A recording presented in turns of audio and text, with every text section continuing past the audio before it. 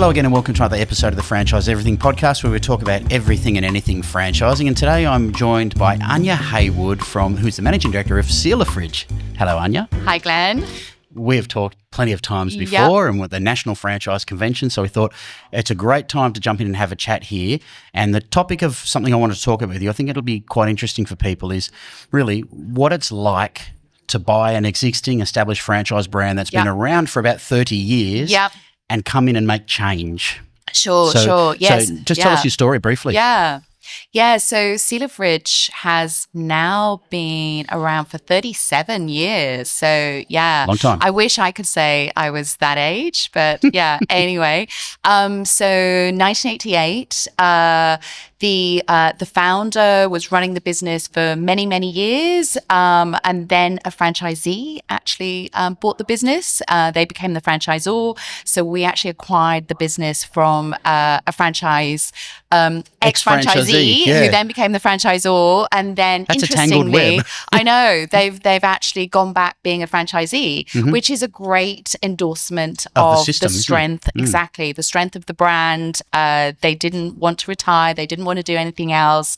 You know, they knew there's actually, great money to earn as a franchisee. So that was great. So just before we move on from that, from the new incoming owner, did that initial gut feel, did you feel a bit, is that going to be the best? How does that work? So I can imagine a bunch of things. So it'd be interesting your thought process on that. I know it's gone well now because we've interviewed Craig and everything. That's right. Yeah. So look, when we generally acquire businesses, we prefer a vendor to stay involved for a certain amount of time. The worst type of acquisition is where a business is so tied to that vendor and there's a lot of personal relationships, and then you're taking on a huge risk that when that vendor exits, that also you'll lose a certain amount of business, close relationships, B2B, B2C, whatever they may be. So obviously keeping those guys in the business was great for us. Obviously a little bit of adjustment in terms of not wanting... I can imagine adjustment in their role and their thought process. And look, I think we were lucky because they were very open to the fact that being a franchisor was just not their gig. They didn't have the background for it, the skills, the interest as well. So I think because they were very open and transparent about, look, this just didn't tick all our boxes, then there was, a very organic and, very smoother, very smooth transition.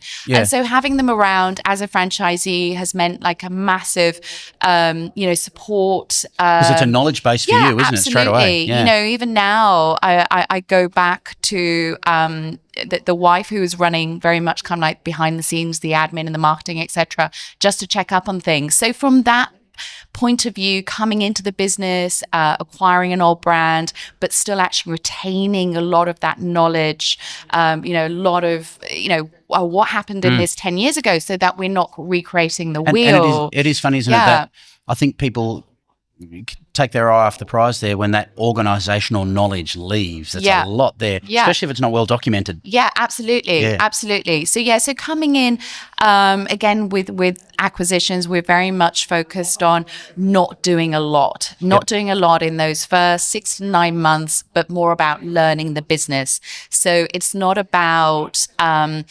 implementing huge change. So you're not a person who has to put their stamp on something straight away. No. It's putting egos aside and recognizing that, we don't know this industry. We're talking with people who are in their late 60s, late 70s.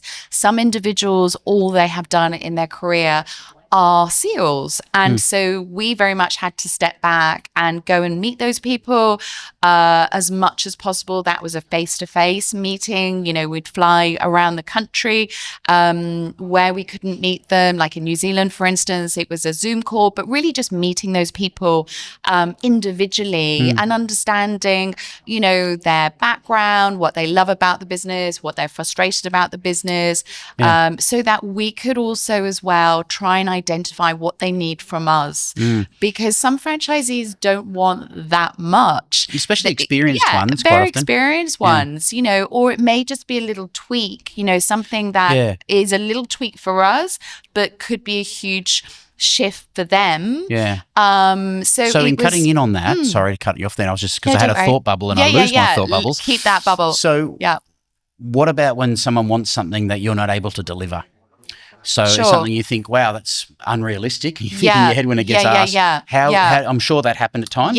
How did you approach that from building a relationship, maintaining a relationship going forward? What's your methodology?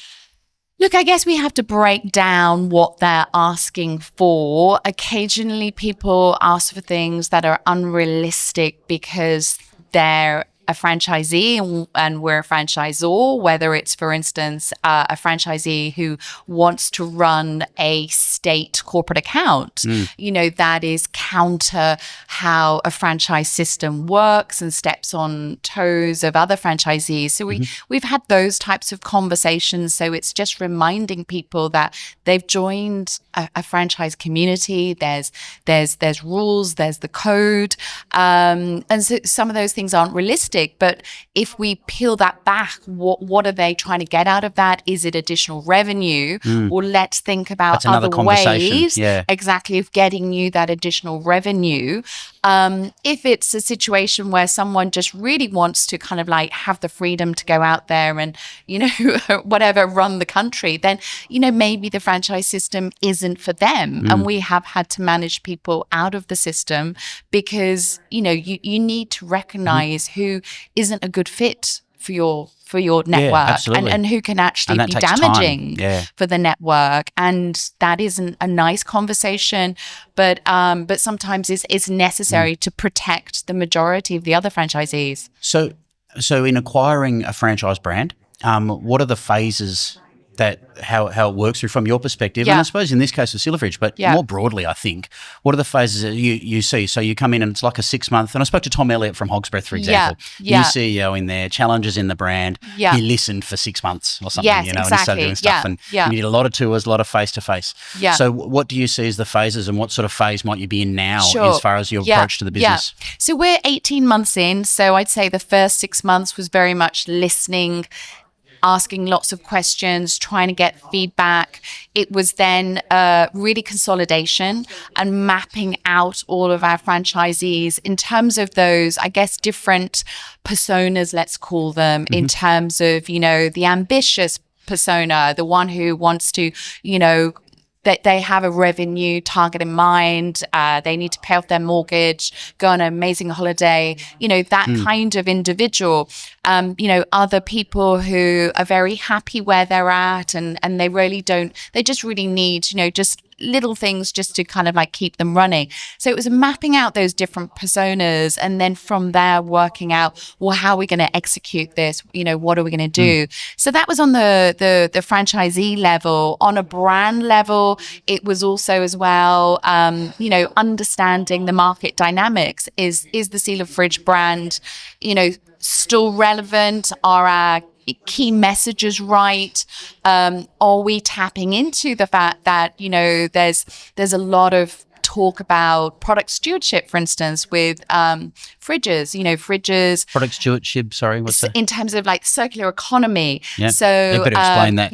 So because I know you've explained it to me once and I'm like, I've forgotten. I know, it's probably a little bit jargony. So so there's lots of interesting programs at the moment about trying to basically make products more sustainable. So a good example is in the printer business. So actually recycling printer cartridges, and Planet Arc did an amazing campaign in the early 2000s to encourage people to recycle printer cartridges. And it was all about bringing competitors together, but in the greater good of reducing landfill, the environment, all that kind of stuff. There's nothing at the moment in the refrigeration business, and it actually costs money to recycle a fridge. You can't just like literally just dump a fridge. Well, a fridge all the gases. There's so many materials. There's gases. They take up massive volume. Yeah, absolutely. Yeah, so in landfill, that is. They take up lots, yeah. So I think in the past, whereas the messaging was about the, repair your fridge seal because it's moldy, it's cracked, blah, blah, blah. We also recognize that we are very much at that intersection of this whole circular economy around refrigeration. The fact that fridges could be recycled. They might just need a new seal on. They could go to a family, individuals who are struggling to buy a fridge, or we can extend the lifetime of equipment. So we realized that we had an important role to play. So I guess that consolidation phase was not only about the franchisees understanding where they're at, what they need.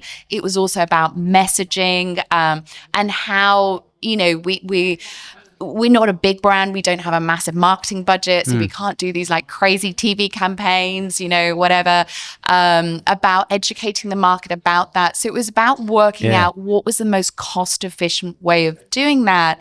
And obviously, part of your role, Glenn, in helping us pull together video was just to try and build some messaging around that. And also and some for franchisee stories and things like that. Absolutely. Loads of, proof beats polish, trying to build that trust, showing up before and afters, franchisees on the go, etc. So all that amazing content, and an element of that content has been trying to then, build our, I guess, that education piece. So you're that phase now. You're 18 months in that product stewardship stuff. That's a big. That's a big thing. So that obviously says you've really, over that 18 months of acquiring the brand, okay, you're at that point now you can start focusing on something like this that I imagine getting that through or getting involved or becoming a key part of that puzzle, I imagine that is significant for the environment but also for your business as well.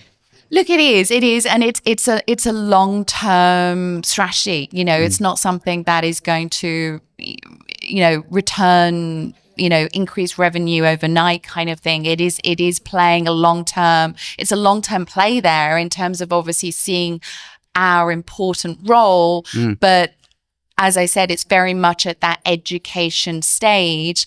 But slowly, we're working with corporate accounts. Corporate accounts are getting a lot more focused on sustainability and measuring energy efficiency of their fridges, etc. And so in your corporate accounts, that's you building that in a process and structured way. Absolutely. Because that's extra work for your franchisees, isn't it? So that's right. one of the things you've really been working on. Yeah, absolutely. So when we came into the business, it was probably only really a couple of corporate accounts. It was very fragmented. So it was consolidating those existing accounts and making sure that they were spread across our franchisees nationally, or certainly where the corporate accounts obviously had stores, whether it was like a Betty's or a Grilled or Coles or whatever it was.